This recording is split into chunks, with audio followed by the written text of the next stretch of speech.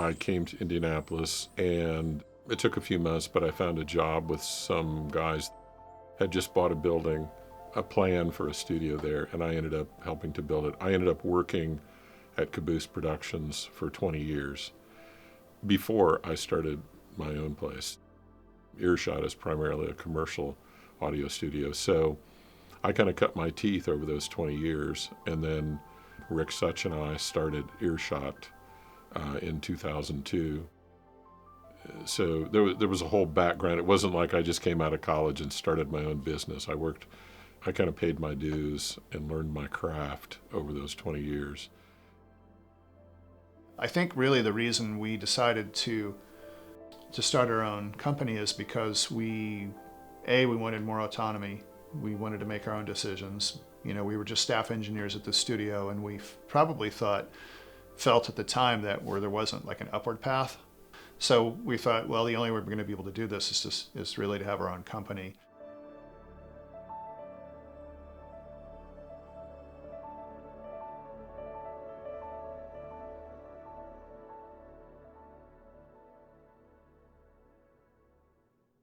When people come to Earshot, we are an audio post-production facility, so usually what that entails is you've got some sort of medium that needs either the audio portion of it to be mixed, or if you wanted to add voiceover to it.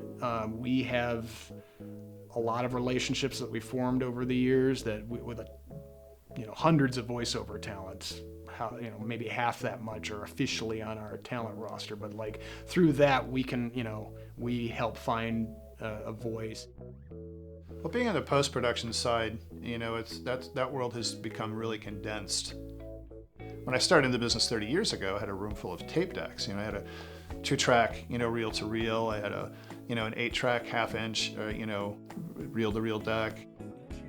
It had a big console. We don't even use consoles anymore. We've got everything routed through processors, and it just goes right into Pro Tools. So we've eliminated, so much, but, in essence, it's all cleaner and it sounds great, so. And we do. I mean, when people are out harvesting on the boat, if you look around at everybody else. My audio professor at Ball State always said, video without sound is surveillance.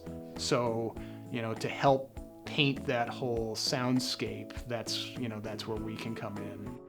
I hate to use the cliche phrase of bring it to life, because it's still alive visually, but it just kind of, adds an extra element. You're getting the lobster rolls, you're getting the lobster bake, you're getting all the lobster. But keep going. There is so much more happening. At last, at the Indianapolis Zoo. I've been a part of the Indianapolis, production community for, almost 20 years. And I kind of feel like I come at it as like we've always had the talent. It's always been here. And the quality is the same, and I would argue for some, I think it's better. So talent's everywhere. We work on a lot of local commercial work, local, regional, national commercial work, where you're working on sound for television spots or sound for radio, but for commercial clients. And then for me, I also, because I have the 5.1 room and do film mixing, I get to work on documentaries, film mixes. We all work to some degree on documentaries, but all the 5.1 documentaries have to be mixed here. And then also probably my favorite thing is working on the Olympics. That is 21 consecutive days. And so you're on a shift and you are mixing features pretty much all during that time for 21 straight days. And it's very challenging, it's very high stress, but it's very creative. And the editors at NBC in Stamford, Connecticut, the editors at NBC create these amazing little mini films, I guess is what features are, for the Olympics. And it's probably the most challenging and stressful and rewarding, fun thing that I get to work on.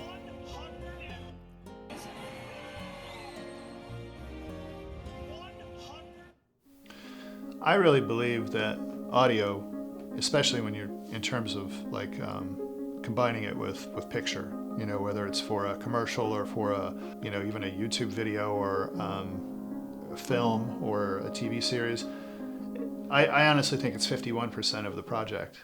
This Olympic experience, it was a difficult journey with unprecedented challenges. The audio connects with you in an emotional way more than the visual does. Because if you can see something and you can make heads or tails of what you're seeing, but the soundtrack, the voice, the emotion of the voice, the emotion of the music, whatever it is that's involved impacts you in a way, I think that's greater than the visual portion. It's awesome, having the dream since I was a little kid. People don't understand that if we're doing our job right, you don't notice it at all because you are immersed in the experience. Kalish is in the lead. 1-2 for the United States. What a way to start it off. 101 points. Gold medal for Tom. There have been all kinds of tests done that show that the quality of the audio in the storytelling is much more important than the quality of the video. You can take video and start to degrade the signal and get down to almost nothing, and you can still visually get the story. If you start degrading the audio, you're down to like 85-90% of what it could be potentially, and you start losing what the story is telling you. Audio storytelling is really, it's supportive of the picture, but in reality, it's much more important than the picture, even though we live in such a visual world.